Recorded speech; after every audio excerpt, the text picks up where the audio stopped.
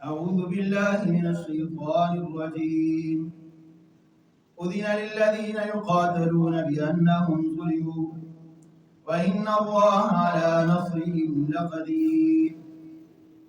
الذين أخرجوا من ديارهم بغير حق إلا أن يقولوا ربنا الله ولولا دفع الله الناس بعضهم ببعض لهدمت صوامع وبيع وصلوات ومساجد يذكر فيها اسم الله كثيرا ولينصرن الله من ينصره إن الله لقوي عزيز.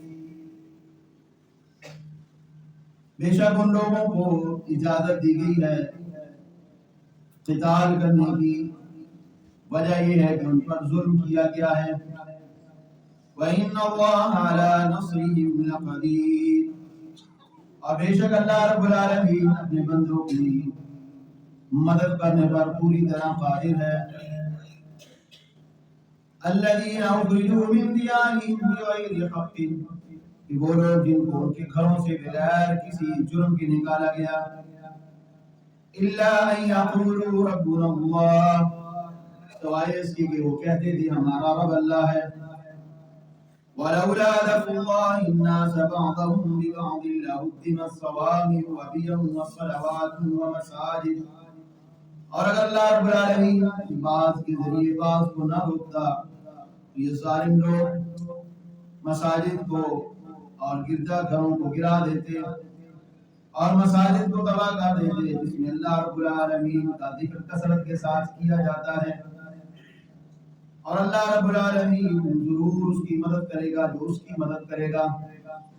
ان اللہ لقوی عزیز، بے شک اللہ رب العالمین قوی ہے، غالب ہے. ہر قسم کی حمد و ثنا مقدس اللہ کریم اللہ انگین درود و سلام امام الوتاسی وجاد المحسن انسانیت اور شریعت سیدنا محمد رسول اللہ صلی اللہ علیہ وسلم. اسلام میں جس طرح نماز، روزہ، زکوٰۃ، حج کی اہمیت ہے، اسی طرح اسلام میں جہاد کی بڑی اہمیت ہے.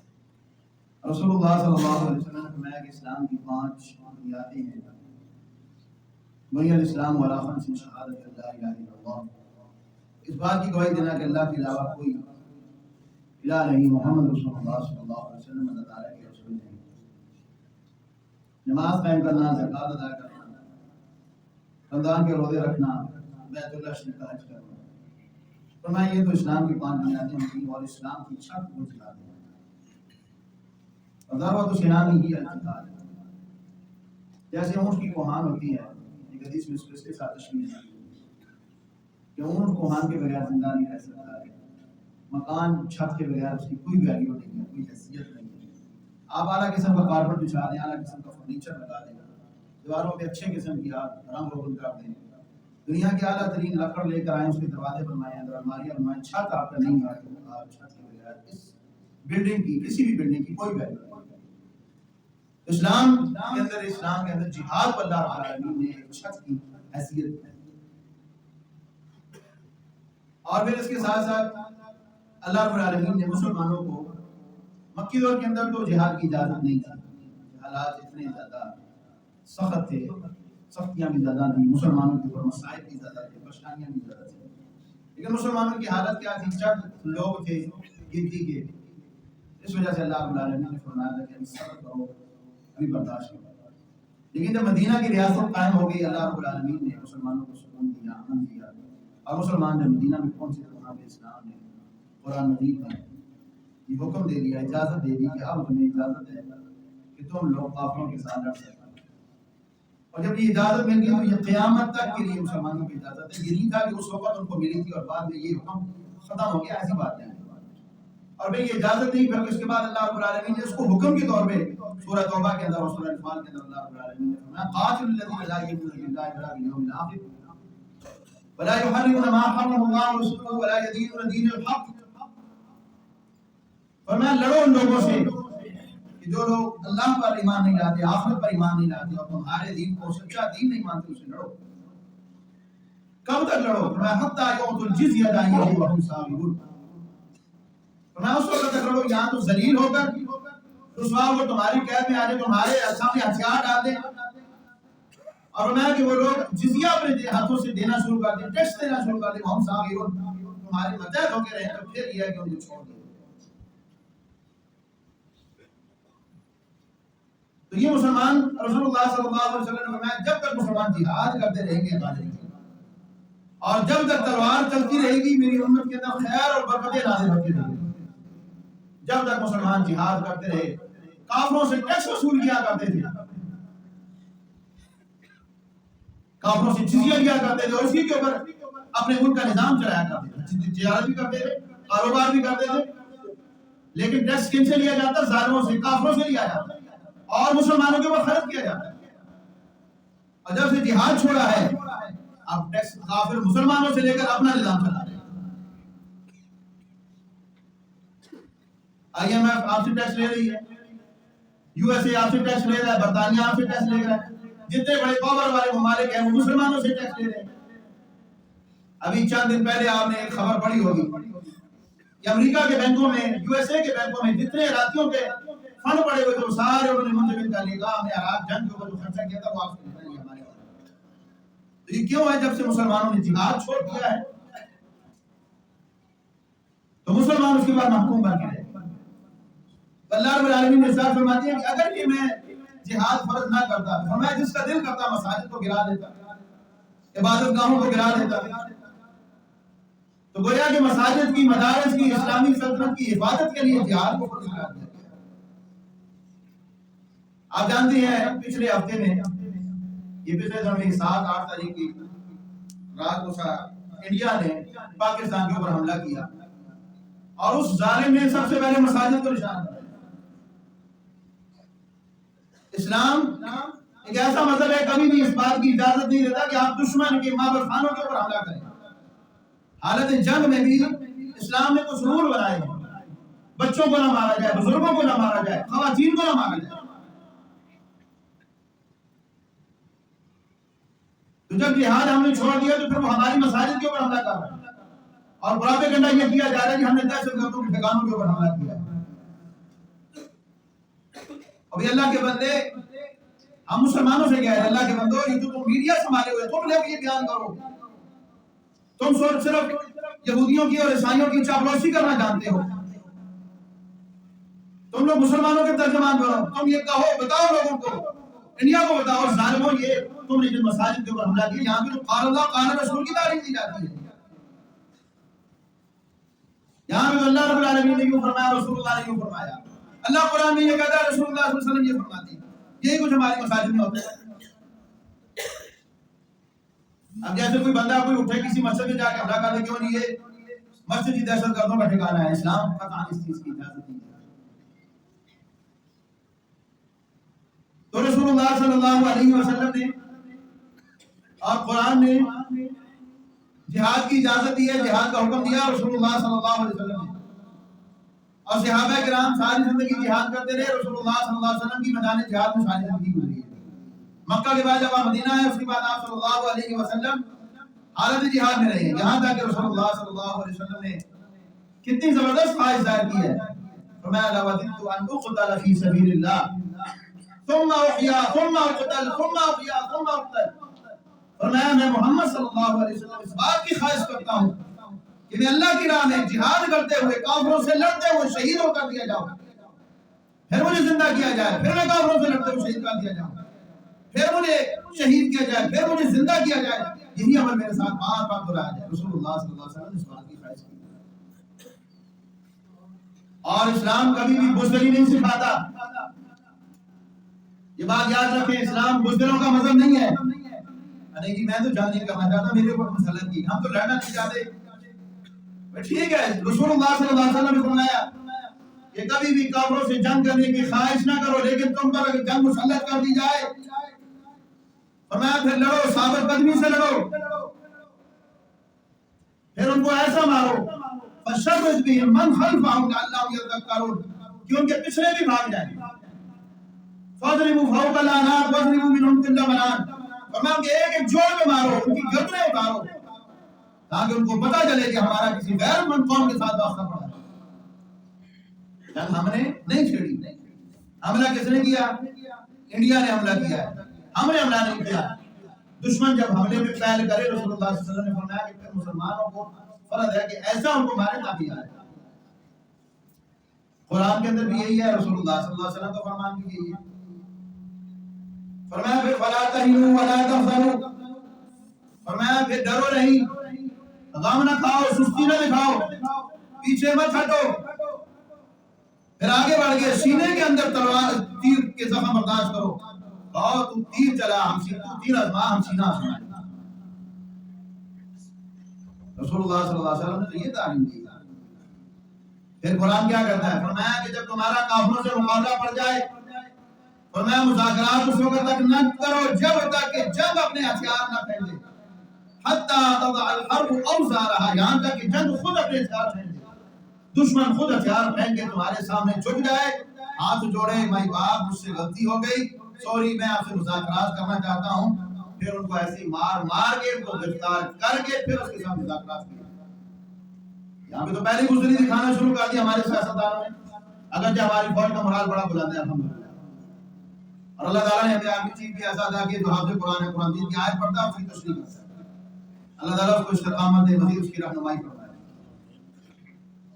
اور یہ بات یاد رکھیں کہ بزدلی کبھی قوموں کو نہیں بچاتی، دلیری بچاتی ہے. دلیری سے قوم لڑا کرتی ہے، بزدلی سے کبھی کوئی قوم بچ نہیں سکتی.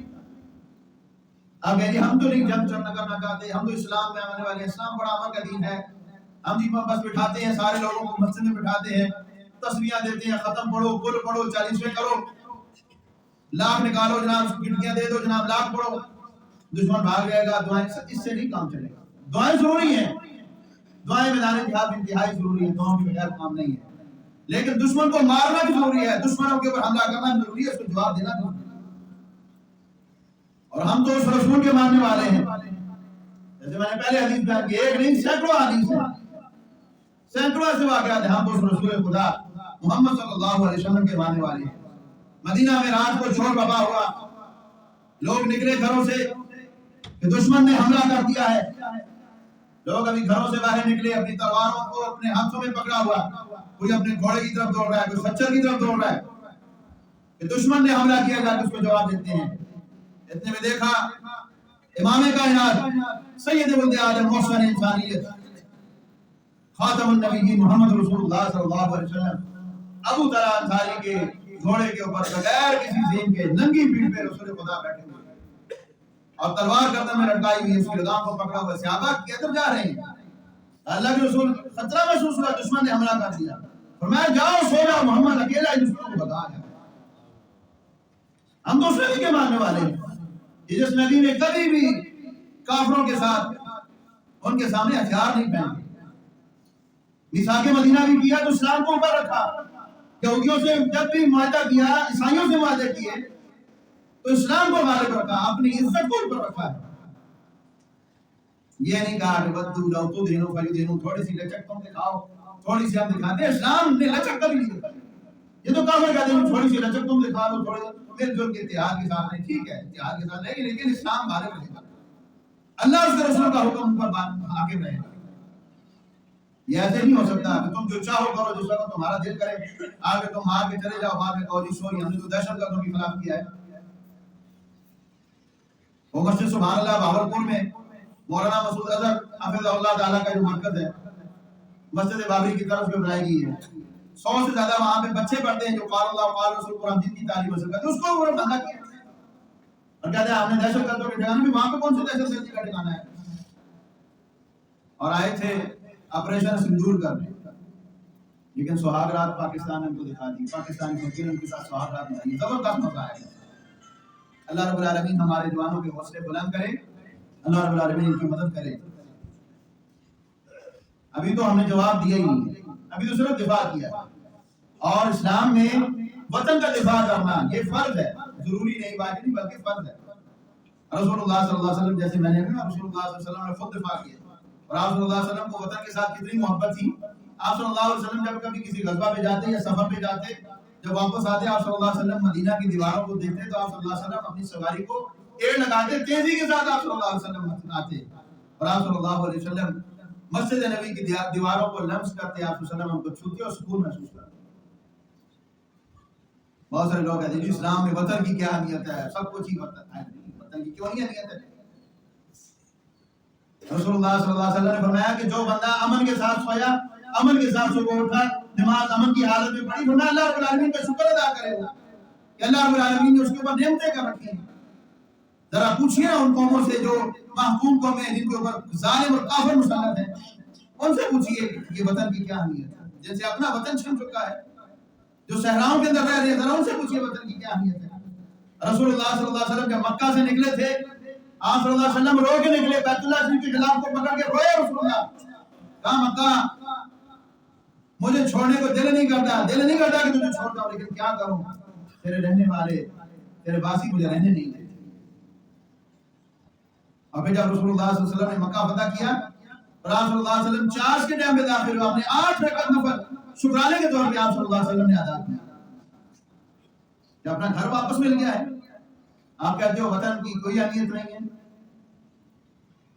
اور اس وقت حالات جو ہیں، ہمیں ان حالات کے اندر ایک تو یہ ہے کہ جیسے ہم نے پچھلے جمعے میں بیان کیا تھا کہ جھوٹی خبروں کے اوپر کوئی حقیقت نہیں ہوتی اور جھوٹ کے پیچھے ہمیں نہیں چلنا۔ اس وقت میڈیا کا ایک وار چل رہا ہے کہ وہ بہت سارے جھوٹی خبریں پھیلاتے ہیں اور مسلمانوں میں بددلی پیدا کرتے ہیں۔ ایک تو یہ ہے کہ اس کے اوپر ہم نے کوئی توجہ نہیں دی۔ دوسری بات یہ ہے کہ اس وقت ساری قوم مل کر ایک جان ہو کر، ایک سمت ہو کر، جیسے آپ مسجد میں آتے ہیں نماز پڑھنے تو ایک امام مصلی پہ کھڑا ہوتا ہے، آپ سب یہ کرتے ہیں کہ اس امام کے پیچھے ہم کھڑے ہیں جناب، بس قبلے کی طرف منہ کر لیا ہے، بس اب جب تک امام سلام نہ پھیرے آپ سلام نہیں پھیرتے۔ تو بس اس وقت یہ نیت کر رہے ہیں کہ جب تک ہماری فوج لڑ رہی ہے، کھڑی ہے ہماری فوج میدان میں، ہم نے بس اس امام کے پیچھے ہم کھڑے ہیں، ہمیں کیا قبلہ ہے۔ اور حالت جنگ میں صلاح الدین ایوبی، کمانڈر صلاح الدین ایوبی یہ کہا کرتے تھے کہ حالت جنگ میں فوج کے خلاف ایک لفظ بھی جو بولا جاتا ہے وہ فوج کے اندر بھی بدلی پیدا کرتا ہے اور دشمنوں کو خوش کرتا ہے۔ اس وجہ سے کبھی بھی ایسا کام نہ کریں کہ دشمن کو لاکھ اختلافات ہوں گے ہمارے، لیکن وہ اپنی جانوں کو اپنے ہاتھوں میں رکھ کے اس وقت بارڈر کے اوپر کھڑے ہوئے ہیں، ہماری حفاظت کے لیے وہ لڑ رہے ہیں۔ اور یہ کوئی چھوٹا سا عمل نہیں ہے، ہماری جو فوج ہے اللہ رب العالمین ان کو صحیح سلامت رکھے، اللہ رب العالمین استقامت عطا فرمائے۔ دنیا کی واحد فوج ہے جس کا یہ ماٹو ہے ایمان تقویٰ جہاد فی سبیل اللہ، دنیا کی واحد فوج ہے جس کا یہ ماٹو ہے۔ اور اللہ رب العالمین فرماتے ہیں ان اللہ اشتری من المؤمنین انفسهم واموالهم بان لهم الجنہ، فرمایا وہ لوگ جنہوں نے اپنے مال اور اپنی جانیں اللہ رب العالمین کو بیچ دی ہیں، بان لهم الجنہ، جنت کے بدلے میں، فَيَقْتُلُونَ وَيُقْتَلُونَ، اللہ رب العالمین کی راہ میں یہ لڑتے بھی ہیں اور مارتے بھی ہیں، قتل بھی کرتے ہیں، قتل کیے بھی جاتے ہیں۔ اور جو لوگ اللہ رب العالمین کی راہ میں قتل کر دیے جائیں، قرآن یہ کہتا ہے کہ ان کو مردہ مت کہو، فرمایا یہ زندہ ہیں، بل احیاء ولکن لا تشعرون، لیکن تمہیں شعور نہیں ہے۔ اور دوسرا یہ کہ اللہ رب العالمین نے اس وقت جو غزوہ ہند وفا کیا ہے، بہت سارے لوگ یہ کہتے ہیں نہیں جی غزوہ ہند کی کوئی اہمیت، وہ گزر چکا ہے جی، وہ پہلے ہو چکا، سلطان محمود غزنوی نہیں کر چکے۔ حدیث میں یہ نہیں آتا کہ ایک بار ہوگا تو پھر اس کے بعد ختم۔ میں اسی مثال آپ کو یہ دیتا ہوں، قرآن میں اللہ رب العالمین نے فرمایا کہ نماز قائم کرو، نماز جماعت کے ساتھ پڑھو، اس کا ثواب ہے۔ قرآن کہتا ہے جماعت کے ساتھ نماز پڑھو، حدیث میں آتا ہے جو جماعت کے ساتھ نماز پڑھتا ہے اس کو 27 نمازوں کا ثواب ملتا ہے۔ کیا رسول اللہ صلی اللہ علیہ وسلم نے نماز پڑھی، جماعت کے ساتھ صحابہ نے پڑھی، کیا اس کا حکم ختم ہو گیا کہ ابھی جو پڑھے گا اس کو نہیں ملے گا، جس نے پڑھ لی بس پڑھ لی؟ مدینہ میں رسول اللہ صلی اللہ علیہ وسلم نے مدینہ کی فضیلت بیان کی، حج کی فضیلت، جس نے رسول اللہ صلی اللہ علیہ وسلم کے ساتھ حج کر لیا بس اس کی فضیلت رکھتا ہوں، کیا جو کرے گا اس کی فضیلت نہیں ہے۔ جب جب دشمن سر اٹھائے گا اسی وقت اس کو مارا جائے گا، اسی وقت اس کی فضیلت ملتی رہے گی، ثواب ملتا رہے گا۔ رسول اللہ صلی اللہ علیہ وسلم کے زمانے میں بھی یہ ہند موجود تھا۔ معروف تاریخ ڈاکٹر حمید اللہ کے مطابق ہند کا بادشاہ تھا، وہ مسلمان ہوا اور وہ خود رسول اللہ صلی اللہ علیہ وسلم کے دربار میں حاضر ہوا، اسلام قبول کیا اور پھر وہ واپس آیا تو راستے میں اس کی وفات ہو گئی۔ پھر اس کے بیٹا آگے بنا، اس نے رسول اللہ صلی اللہ علیہ وسلم کی خدمت میں ایک برتن روانہ کیا اور اس میں زنجبیل ادرک اس میں بھیجی۔ رسول اللہ صلی اللہ علیہ وسلم نے ادرک کو پسند کیا، صلی اللہ علیہ وسلم نے اس کے ٹکڑے صحابہ کو بھی دیے، خود بھی کھائے، مستدرک حاکم کے اندر یہ روایت موجود ہے۔ اس کے بعد رسول اللہ صلی اللہ علیہ وسلم نے فرمایا کہ دیکھو مستدرک حاکم کے اندر، مسند امام احمد کے اندر، اسی طرح سنن نسائی کے اندر یہ حدیث موجود ہے، اور امام بخاری رحمۃ اللہ علیہ کے استاد اس کو بڑی صحیح سند کے ساتھ اس کو روایت کرتے ہیں کہ رسول اللہ نے فرمایا، ابو ہریرہ روایت کرتے ہیں، میری امت کی دو جماعتیں جن کو اللہ رب العالمین جہنم سے آزاد کر دیتا ہے، اللہ رب العالمین نے ان کو کہا دیا، لکھ دیا کہ جہنم سے آزاد ہے، وہ دو جماعتیں کون ہیں؟ فرمایا ایک وہ جماعت جو غزوہ ہند کرے گی، ہندوستان کے اندر جہاد کرے گی، فرمایا دوسری وہ جماعت ہے جو عیسیٰ علیہ السلام کے ساتھ مل کر دجال کے خلاف لڑے گی، فرمایا یہ دو جماعتیں جن کو اللہ رب العالمین نے جہنم سے آزاد کیا۔ اور یہ کب کب ہوا؟ یہ ایک دفعہ نہیں ہوا، سینکڑوں دفعہ جو کر مزید ہوگا اس کے بعد۔ رسول اللہ حضرت عمر رضی اللہ عنہ کے زمانے میں صحابہ کرام یہاں پہ آئے تھے اور یہاں پہ انہوں نے جنگ بھی کی تھی کافروں کے ساتھ ہند میں، اب یہاں پہ انہوں نے تبلیغ کی ہے۔ اس کے بعد حضرت عثمان کے دور میں آئے، پھر حضرت علی رضی اللہ عنہ کے دور کے اندر جاسوسی کا ایک وفد بھیجا گیا، صحابہ کرام کو جاسوسی کرنے آئے تھے یہاں پہ، لیکن جنگ کی نوبت نہیں آئی تھی۔ اور سیدنا ابو ہریرہ رضی اللہ تعالیٰ عنہ جو حدیث کے راوی ہیں وہ کہتے ہیں، وہ خواہش کیا کرتے کہ اللہ کرے میری زندگی میں مجھے موقع ملے، میں اگر شہید ہو گیا تو بہترین شہید ہوں گا، اور اگر میں واپس آ گیا تو میں جہنم سے آزاد کیا ہوا ابو ہریرہ واپس آؤں گا۔ اور اس کے بعد پھر حجاج بن یوسف کے زمانے میں جب راجہ داہر نے مسلم خواتین کے اوپر حملہ کیا، ان کو قید میں کر لیا اور ان کو واپس نہیں جانے دیا، ان کا مال بھی چھینا، اس وقت ایک عورت نے خط لکھا مسلم اس کو حجاج بن یوسف کو، حجاج بن یوسف کو خط لکھا، حجاج نے پہلے ایک اور بندے کو بھیجا، اس کے بعد وہاں پہ کامیابی نہیں ہوئی، پھر اس نے حضرت محمد بن قاسم کو بھیجا، 17 سال کی عمر، ان کو بھیجا ایک لشکر نے، جب وہ آئے تو پھر انہوں نے یہاں پہ سندھ کو فتح کیا۔ تو اسلام اس وقت یہ سا نصیر بھی تباہ کیا، اس وقت سے اسلام یہاں پہ مجاہدین آتے جاتے رہے۔ اور پھر سلطان محمود غزنوی روزانہ اپنے اوپر ہند کا جہاد فرض کرتا تھا، روزانہ یہ نیت کرتا تھا کہ میں لڑوں گا، آج جا کے اللہ تعالیٰ نے پھر اس کو کامیابی دی، اور اس وقت اس نے سومنات کا منظر گرایا تھا۔ سومنات کے بارے میں ہندوؤں کا یہ عقیدہ تھا کہ موت اور زندگی کا مالک یہ ہے، بیٹے یہ دیتا ہے، اقتدار جس کو چاہیے دیتا ہے، سب کچھ یہ کرتا ہے۔ اور لوگ کہتے ہیں کہ وہ لٹیرا تھا، اس نے کہا کہ نہیں جناب یہ تو سونا لوٹنے آیا تھا، لٹیرا نہیں تھا، باطل کا خلا کما کرنے آیا تھا۔ تو اس طرح یہ کفر کے آستانے مٹانا یہ بھی جہاد ہے۔ رسول اللہ صلی اللہ علیہ وسلم نے بتوں کو توڑا بھی ہے، آپ صلی اللہ علیہ وسلم نے یہ بھی کیا، لیکن ابھی تک یہ پاکستان کا احسان سمجھے کہ پاکستان نے ابھی تک کسی بت خانے کے اوپر حملہ نہیں کیا۔ پاکستان ابھی تک ان کے اوپر جو حملہ کر رہا ہے وہ صرف دفاعی پوزیشن میں کر رہا ہے۔ یہ تو تاریخ مسلمانوں کی تاریخ آپ کا تو بڑا شاندار ماضی ہے، اور مسلمانوں نے 800 سال یہاں پہ حکومت کی ہے ہندوستان میں، تو ہندوستان تو ہمارا ہے، اسی طرح پاکستان بھی ہمارا ہے، یہ سب سارا اسلام کا علاقہ ہے۔ مسلمانوں کو چاہیے کہ وہ اپنا علاقہ ان سے واپس لیں۔ اس وقت حالت جو حالات ہے، ہمیں بزدلی نہیں دکھانی، ہمیں ڈرنا نہیں ہے، ہمیں جھکنا نہیں ہے، ہمیں دبنا نہیں ہے۔ پھر بہت سارے لوگ جو ہیں وہ یہاں پہ یہ کہہ رہے ہیں، کہتے ہیں جی پنجابیوں کی لڑائی، پنجابی جانے اور نہیں بھائی ایسی بات نہیں، یہ غلط بات ہے۔ نہ کشمیریوں کی لڑائی ہے، نہ پنجابیوں کی ہے، نہ سندھیوں کی، نہ پٹھانوں کی ہے، ہم مسلمانوں کی لڑائی ہے، اہل پاکستان کی لڑائی ہے۔ ہم سب نے مل کر دشمن کے دانت توڑنے ہیں۔ حضرت عمر رضی اللہ تعالیٰ عنہ کی وہ بات بڑی مشہور بات ہے، جب بیت اللہ شریف میں نماز پڑھنے کے لیے کافروں نے روکا، نماز نہیں پڑھتے، عمر مسلمان ہوئے، حضرت عمر آگے بڑھے گا، آج جس نے اپنے بچے یتیم کروانے ہیں، جس نے اپنی بیویوں کو بیوہ کروانا ہے، وہ آئے ہمارے سامنے، تو آج بھی دشمن کو اسی انداز کے اندر جواب دینے کی ضرورت ہے۔ اور اس ظالم نے نام بھی اس رکھا ہے آپریشن سندور، اور پاکستان نے اچھا جواب دیا ماشاءاللہ۔ سندور یہ جو شادی شدہ خواتین ہوتی ہیں ان کو یہ لگایا سرخ رنگ لگایا جاتا ہے، اور جب وہ مر جاتے ہیں، ان کے خامد فوت ہو جاتے ہیں، پھر ان کے ہٹا دیا جاتا ہے۔ تو اس وجہ سے نام دیا جو پہلگام کا جو واقعہ ہوا ہے، پہلگام واقعہ ہم نے کیا ہی، ہمیں کیا پتا کسی نے، تمہاری اپنی ایجنسیوں نے کیا ہے، تمہاری 15 لاکھ فوج موجود ہے انڈیا میں، اور ہر 2 کلومیٹر کے اوپر چیک پوسٹ موجود ہے، وہاں سے وہ کیسے بندے بچ کے نکل گئے؟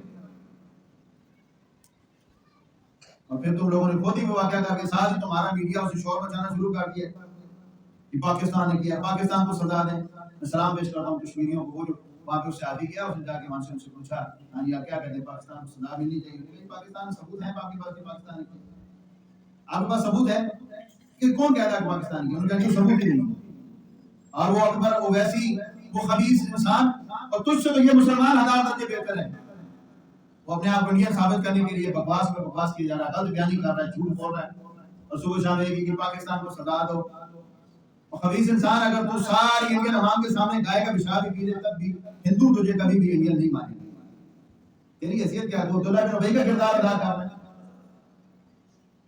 اور اسی طرح بہت سارے انڈین مولوی جو پاکستان کے خلاف بول رہے ہیں، ان کو چاہیے کہ اپنے سوچ سمجھ کے اپنے دائرے میں رہیں. پاکستان انشاءاللہ قائم رہنے کے لیے بنا ہے، انشاءاللہ قیامت تک قائم رہے گا. لا الہ الا اللہ محمد رسول اللہ کی بنیاد پہ یہ پاکستان بنا ہے اور انشاءاللہ یہ قائم رہے گا. اور یہ اللہ رب العالمین کا فرمان ہے، کتب اللہ لاغلبن انا ورسولی. اللہ فرماتے ہیں میں نے لکھ دیا ہے، اللہ اس کا رسول ہی غالب رہے گا. اور اسلام غالب رہنے کے لیے ہے، اسلام غالب رہے گا قیامت تک. اسلام کبھی بھی مغلوب نہیں ہوگا. چھوٹے چھوٹے حالات مسلمانوں پہ آتے رہتے ہیں، ان حالات کے اندر عبداللہ بن ابی کا کردار نہ ادا کریں بلکہ محمد رسول اللہ صلی اللہ علیہ وسلم کے سچے سے آپ کردار ادا کریں. کوئی بھی ایسا لفظ نہ بولیں، کوئی بھی ایسی بات نہ کریں. بہت سارے لوگ دیکھتے ہو کیسے وہاں پہ یہ جناب اسلام آباد میں کیسے پہنچ گئے. بھائی جب تمہیں نہیں پتا چپ کر جاؤ، خاموش ہو جاؤ. لیبوں نے مسائل حملہ کیسے کر دیا جی؟ اس کا مطلب یہ ہے، اس کا مطلب ہر بندہ اپنا اپنا مطلب نکال رہا ہے. تمہیں کس نے زیادہ مطلب دے گی؟